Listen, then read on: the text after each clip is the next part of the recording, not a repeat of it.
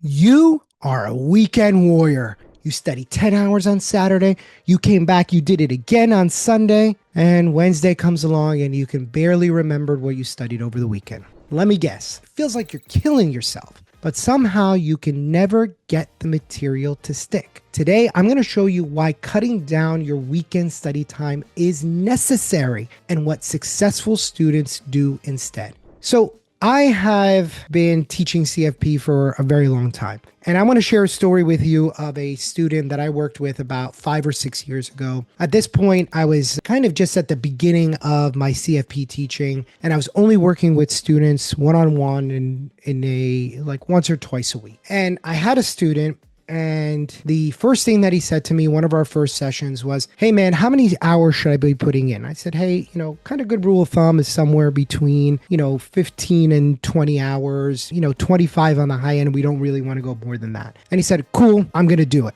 So a couple weeks later, we're going through these sessions, and the first couple of sessions are rough. I mean, he really doesn't know a thing. And he's like, "Joe, I'm really studying." And I'm like, "I believe you, but let's break down and figure out what's actually going on here." So he said, "All right, so when we meet on Wednesday. On Thursday, I really don't do much because I'm pretty smoked from the last couple of days. It's the end of the week. And on Friday, I try to get home, hang out with my family, get to bed early. And then on Saturday, I'll typically study 8 to 10 hours. And on Sunday, I'll typically study 8 to 10 hours. And I will tell you, man, like at the end of the weekend, I feel really, really good. Like I feel like I accomplished a lot. Like I took a big chunk out of my studying. It feels awesome. But on Monday, like I don't have enough in the tank to keep going. So I take that day off. I don't do much. But usually Tuesdays are a crazy day at work. So I only get like 30 minutes or an hour in. So then by the time I come back on Wednesday, I feel like I should know the material. Is there something wrong with me? Like, why is this not sticking? And he had an awesome point. Like, how could you study 20 hours for something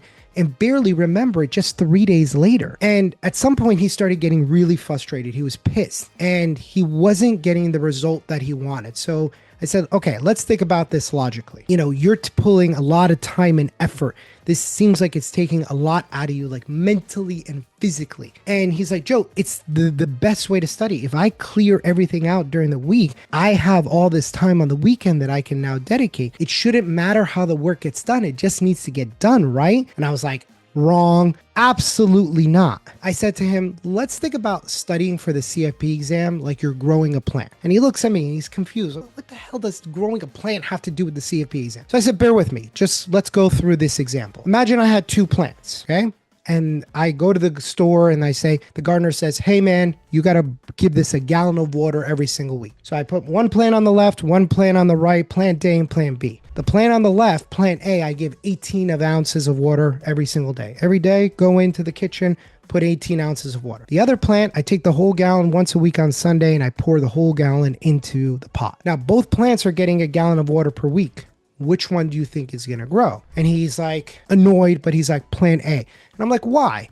And he's like, "Because it's going to absorb the water better." And that's exactly the same idea here. When I'm giving both plants the water, plant A has time to absorb the water, spread it around, transfer the nutrients, go through photosynthesis. Good word. Good job, Joe. But plant B is getting all this water all at once, and the only thing that it's going to do is flood. Water's going to be everywhere. It's going to be a mess, but it's only going to absorb those 18 ounces of water at the end of the day. Now, why is plant A growing so much more, even though they're getting the same amount of water? Because plants don't reward flooding, and in the same way, our brains and the CFP exam doesn't reward flooding your brain with information. It only rewards the little bit of water that you give it every single day to make it stronger and stronger and stronger. You need time to process. And this is what I explained to him. You need time to store it, and then you need to reinforce it. Every time you see something, you're going to know it a little bit better. So we changed things. And I said, we gave him 2 strategies. Number 1, no study session is longer than 3 to 4 hours, but it couldn't be shorter than 2. And this is something that I carried forward with all my students. All my successful students, study sessions range from 2 to 4 hours, no less than 2, no longer than 4. No marathon study days, no 8-hour grinds, no 10-hour Saturdays, because we learned that if you have 10-hour study day, you're going to fill it with 10 hours of studying. However, how much of that studying is actually going to be worth anything? And this is actually a law in science called Parkinson's law. And if you have all day to study, you're going to procrastinate. You're going to get distracted. You're going to focus on things that don't matter. You're going to rearrange your kitchen and make your fourth cup of coffee. Meanwhile, you're avoiding doing the actual studying that you have to do. If you give you the same amount of studying, but I cut down the time,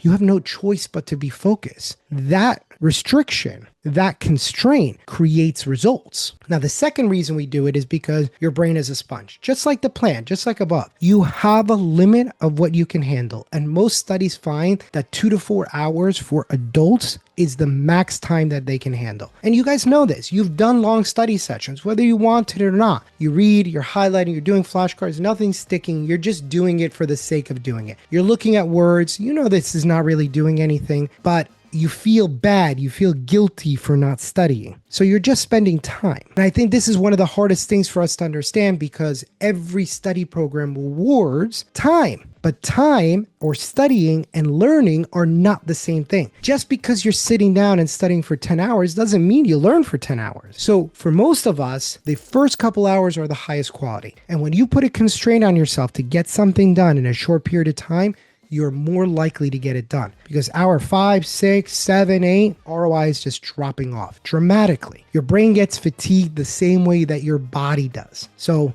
2 to 4 hours is ideally what we're looking for. Okay, the second thing that we did with him is we focused on repetition over time. We said repetition is your best friend. Every time we were coming session, who's your best friend? Repetition. Repetition was his best friend. The second thing that we started doing with all of our students after that was we stopped looking at the amount of time, the exposure, quote unquote, exposure, I hate this word, exposure to the material, and we started going through engagements with the material. Not exposure, but engagements. If you sit and study retirement planning for 6 hours, great. But if you saw it one time, what does it matter? You're going to forget all of it within a couple of days because our brains don't learn by seeing something once. So, I think about it this way. I was trying to learn this song in Spanish. I was trying to impress my girlfriend at the time, who's now my wife. And I had to listen to this song 50 times before I learned the lyrics. It's not that I listened to the song, one time and was like, great, I listened to it one time, or I listened to it 20 times in a row that I was learning the lyrics. I had to come back and make it a daily thing. It took me a couple of days to get there, probably 8 or 10 days of listening to it every single day. But eventually I got the lyrics. And this is the same thing that happens with CFP concepts. I could sit there and listen to that song for 100 hours in a row, but it wasn't as good as me coming back and doing it again the next day, and then the next day, and the next day, and then the following week, and doing it again. Because every time that I heard it, it reinforced it in my brain. And the same thing happens here. Every time that you see the material, it's an opportunity to strengthen the pathway. That's why the best students aren't going, I studied 30 hours this week, I must pass. They go, how many times did I interact with the material? Twice, 3 times, 4 times, because that's what builds retention. The CFP rewards retention. We get retention from repetition. Okay, so today, 2 big things that you learned here. Number 1, no long study sessions. No matter how tempting it is, don't do it. Challenge yourself to be consistent instead. Think about that. If you were going to go on your calendar and check off, I want as many check marks in a row as I possibly can have.